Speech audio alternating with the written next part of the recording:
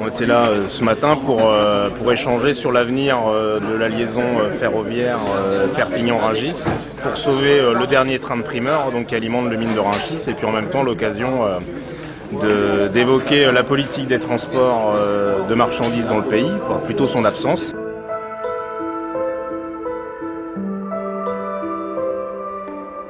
Et donc forcément, s'il n'y a plus les trains, c'est 60 à 80 camions par jour. En plus. De fait, si on rajoute 80 camions par jour à cet endroit-là, on fait péter le bousin. Le marché de Rungis, c'est 9 milliards de chiffre d'affaires, c'est 1200 entreprises, et ce qu'on vit ici, ça distribue 18 millions de consommateurs.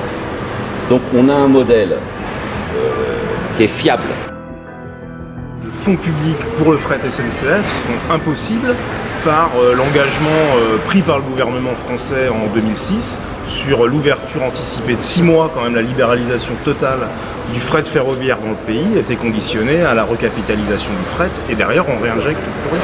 84% des marchandises qui arrivent au Havre repartent par les camions, 6% par le fleuve et le reste par le train. C'est rien du tout. La proposition qu'on porte pour le fret, c'est que la France investisse 2 milliards d'euros en France pour redévelopper le fret, repartir sur du wagon isolé, faire les investissements qu'il faut.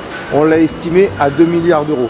Et à l'échelle de l'Union européenne, on l'a estimé à 30 milliards d'euros pour relancer la part fret dans le transport des marchandises à l'échelle de l'Union européenne, financée ou directement par la BCE.